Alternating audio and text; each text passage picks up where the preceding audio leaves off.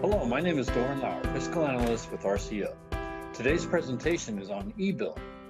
Congratulations, you are an RCO recipient. Your application has been accepted, your grant has been funded, you received the award, you have the fully signed grant agreement in hand, active in Prism, you have started work on the project, now it's time to bill. In part one, we will cover know the rules, billing items needed, billing roles.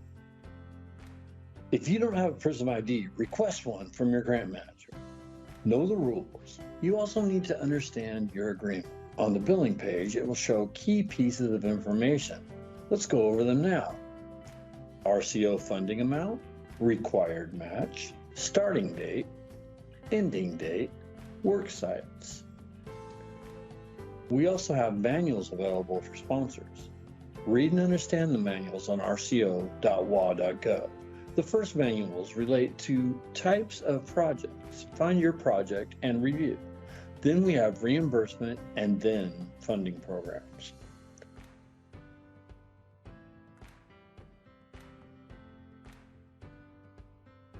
You need to review all manual aid on rco.wa.gov. This will go over all the reimbursement rules.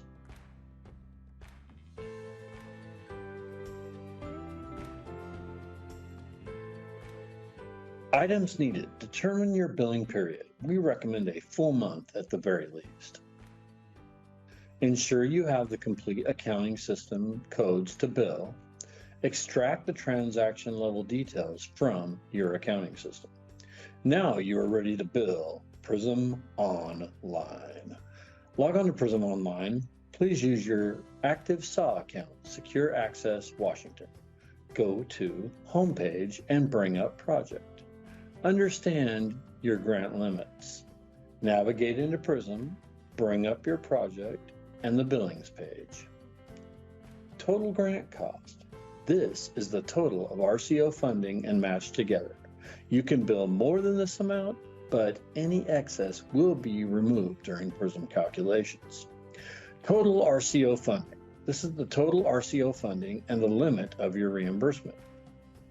Remember, you can only be reimbursed for eligible expenditures, out-of-pocket costs, not donations. Total match required. This is the amount of money you are required to spend in the project per your agreement. Construction project only, AA&E limit. Depending upon the project type, this is the percentage of construction total you can spend on AA&E. These will be discussed in more detail in a subsequent presentation. Acquisition projects only. Admin limit. Depending upon the project type, this is the amount of cost you can use for admin purposes.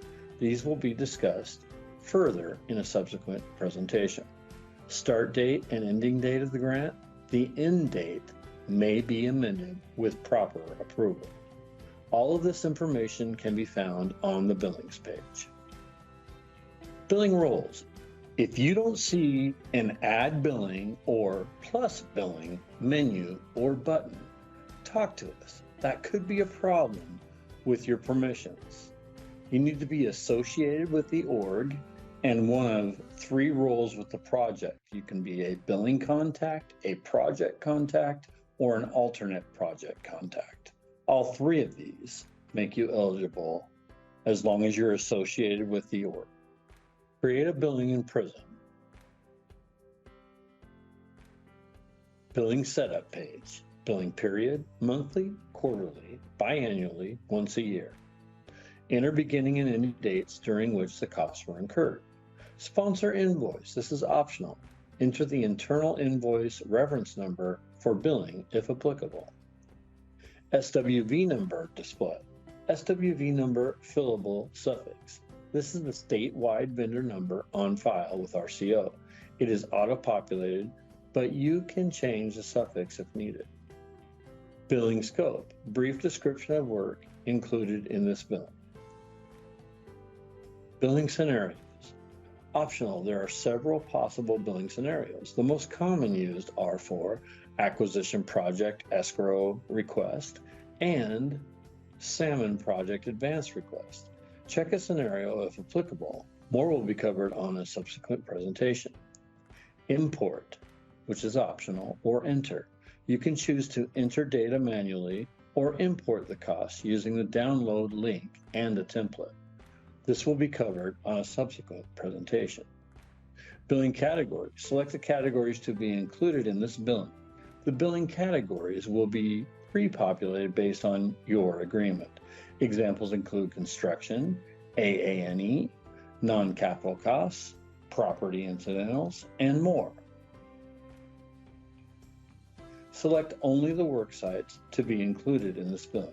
This populates based on your agreement. And then, of course, save.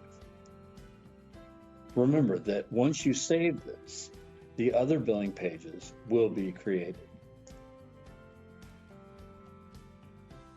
Cost page. Here's where all your detailed transactions will be loaded and reported to RCO. The cost pages may look different based on project type. Now we'll talk about doing this manually. See the subsequent presentation for importing. Costs are entered by worksite and category.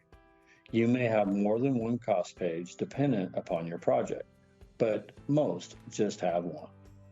The first field is the paid to donated by. This is where you enter the employee or vendor's name to whom the payment was made.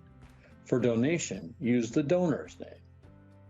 If purchase is made with a credit card, reference the credit card company and where the purchase was made. Example, MasterCard, Lowe's. If the cost is to reimburse an employee, reference the employee's name and where the purchase was made. If the cost is to use the organization's own resources, reference the name of the log or journal. Refer to Manual 8 for further instructions. Thank you for your time today. We hope this video has been helpful. Thank you.